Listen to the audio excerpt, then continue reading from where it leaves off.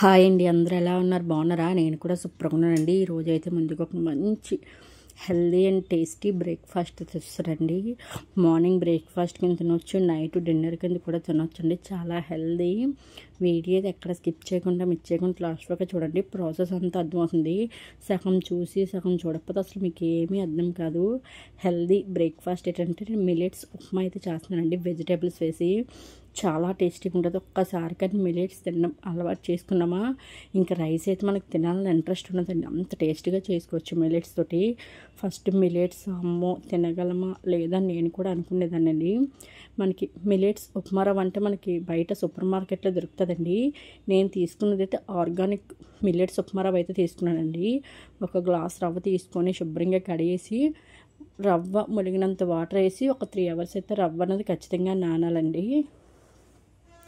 రవ్వ అలా నానిన తర్వాత మీకైతే చూపిస్తున్నాను, చూసారు కదా. పై వాటర్ అంతా తీసాను, రవ్వ అనేది ఎలా నానిందో.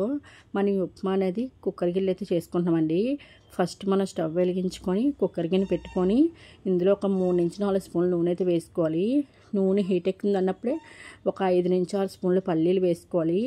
నెక్స్ట్ పోపు దినుసులు వచ్చి ఒక 3 స్పూన్లు వేసుకోవాలి. ఆవాలు, జీలకర్ర, శనగపప్పు, మినప్పప్పు చాలా బాగుంటాయండి. స్కిప్ చేయకుండా వేయండి.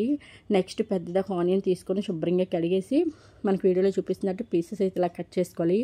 నెక్స్ట్ మనకి నచ్చిన వెజిటేబుల్స్ అన్నీ వేసుకోవచ్చండి. నేను తీసుకునే వెజిటేబుల్స్ ఏంటంటే క్యాప్సికమ్, బీన్స్, బంగాళదుంప, క్యారెట్ తీసుకుంటానండి. టమాటా అయితే తీసుకోవట్లేదు. చూసారు కదా. ఈ పోపులు వేగిన తర్వాత ఆనియన్స్ మనం తీసుకున్న వెజిటేబుల్స్ అన్నీ వేసేసుకోవాలి. వేసేసుకున్న తర్వాత మన టేస్ట్ సరిపోయినంత రాళ్ళు పైన సాల్ట్ అయినా వేసేసుకోవచ్చు. మాకు కుక్కర్ గిన్నెలో నచ్చదు అనుకుంటే మీరు మామూలుగా బాండి పెట్టుకొని కళాయిలో కూడా చేసేసుకోవచ్చు. చూసారు కదా. ఇలా మనం టేస్ట్ సరిపోయినంత ఉప్పు వేసుకున్న తర్వాత కూడా బాగా మిక్సింగ్ చేసుకొని మనకు కొంచెం మగ్గాలండి. అవి కొంచెం ఫ్రై అయితే మనకి ఆయిల్ అనేది టేస్ట్ బాగుంటాయి. చూసారు కదా.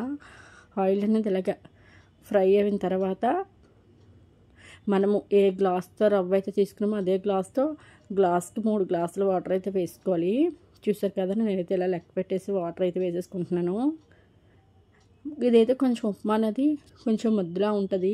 లేదు మాకు అలా నచ్చదు, పొడి పొడిగా ఉన్నదంటే 2.5 అయితే వేసుకోండి, ఖచ్చితంగా సరిపోతుంది.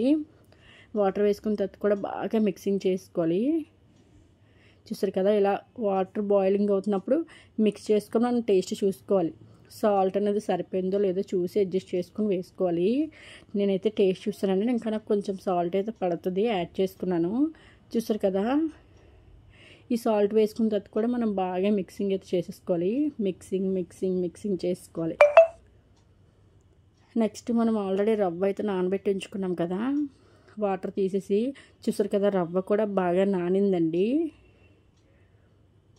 ఇప్పుడు బాయిలింగ్ అవుతున్న వాటర్లో అయితే రవ్వ మొత్తం వేసేసుకొని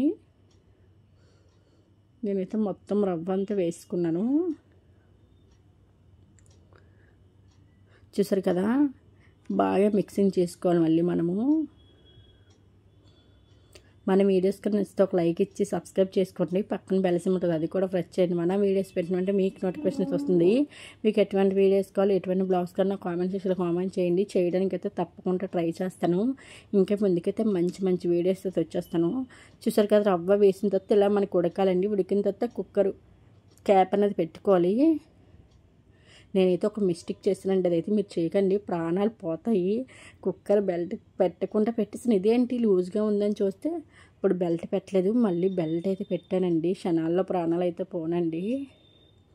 పెట్టేసుకొని 3 విజిల్స్ పెట్టుకుంటే మనకు పర్ఫెక్ట్గా ఉప్మా అనేది రెడీ అయిపోతుంది. ఉప్మా అనేది ఎలా వచ్చింది ఏంటి టేస్ట్ కూడా చూపిస్తాను.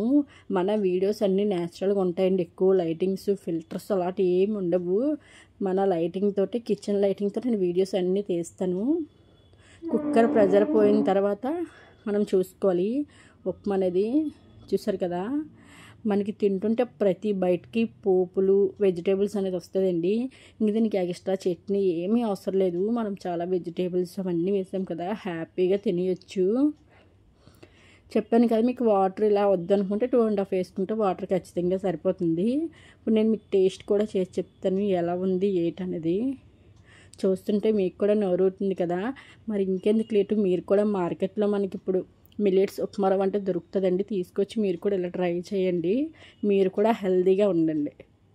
ఆల్ మిల్లెట్స్ అన్నీ మిక్సింగ్ అవుతాయండి, జొన్నలు, కొర్రలు, రాగులు, సజ్జలు అనేది మనకి రవ్వ అయితే. ఇంక నేనైతే చట్నీ గట్ట ఏమీ చేయలేదండి, పిక్కిల్ కూడా సర్వ్ చేసుకోలేదు, ఓన్లీ ఇలాగే టేస్ట్ చేసి చెప్తాను మీకు.